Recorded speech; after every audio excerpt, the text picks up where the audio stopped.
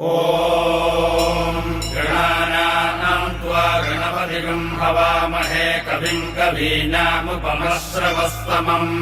ज्येष्ठराजं ब्रह्मणां ब्रह्मणस्पत नः शृण्वन्नोतिभिः सीदसादनम् श्रीमहागणपतये नमः।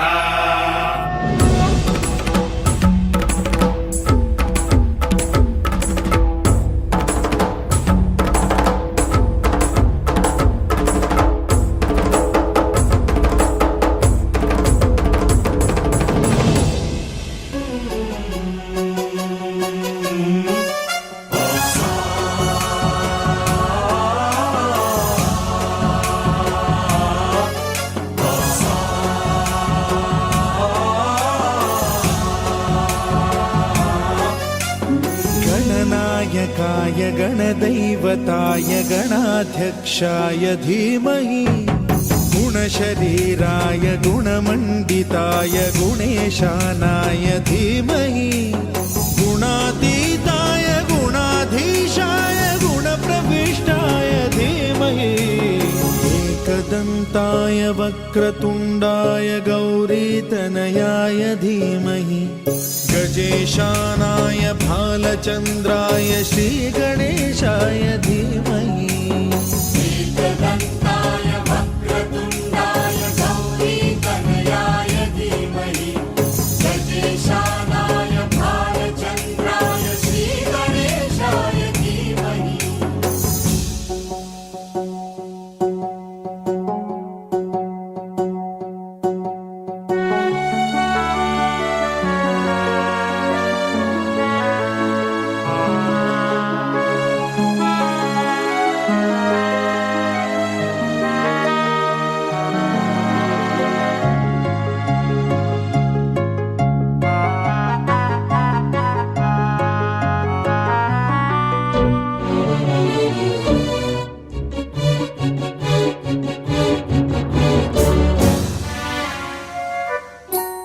गानचतुराय गानप्राणाय गानान्तरात्मने गानोत्सुकाय गानमत्ताय गानोत्सुकमनसे गुरुपूजिताय गुरुदैवताय गुरुकुलस्थायिने गुरुविक्रमाय गुह्यप्रवराय गुरवे गुणगुरवे गुरुदैत्यकलक्षेत्रे गुरुधर्मसदाराध्याय गुरुपुत्र परित्रात्रे गुरुपाखण्डखण्डकाय गीतसाराय गीततत्त्वाय गीतगोत्राय धीमहि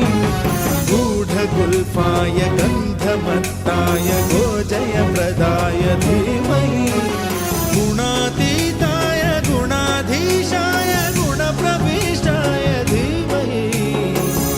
एकदन्ताय वक्रतुण्डाय गौरीतनयाय धीमहि गजेशानाय भालचन्द्राय श्रीगणेशाय धीमहि एकदन्ताय वक्रतुण्डाय गौरीतनयाय धीमहि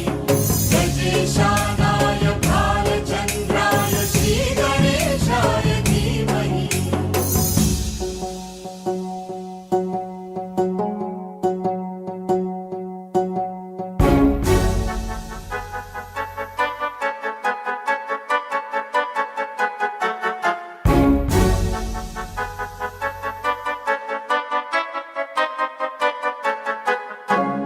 सर्वराजाय गन्धाय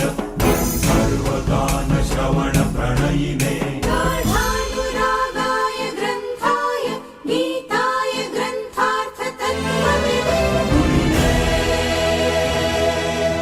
गुणवते गणपतये ग्रन्थगीताय ग्रन्थगेयाय ग्रन्थान्तरात्मने गीतलीनाय गीताश्रयाय गीतवाद्यपटवे गेयचरिताय गायकवराय गन्धर्वप्रियकृते गायकात्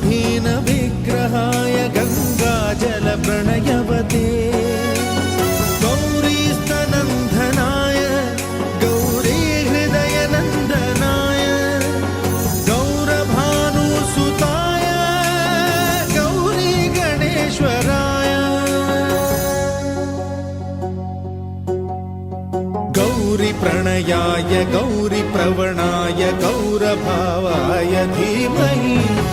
गोसहस्राय गोवर्धनाय गोपगोपाय धीमहि गुणातीताय गुणाधीशाय गुणप्रविष्टाय धीमहि एकदन्ताय वक्रतुण्डाय गौरीतनयाय धीमहि गजेशानाय भालचन्द्राय श्रीगणेशाय धीमहि एकदन्ताय वक्रतुण्डाय गौरीतनयाय धीमहि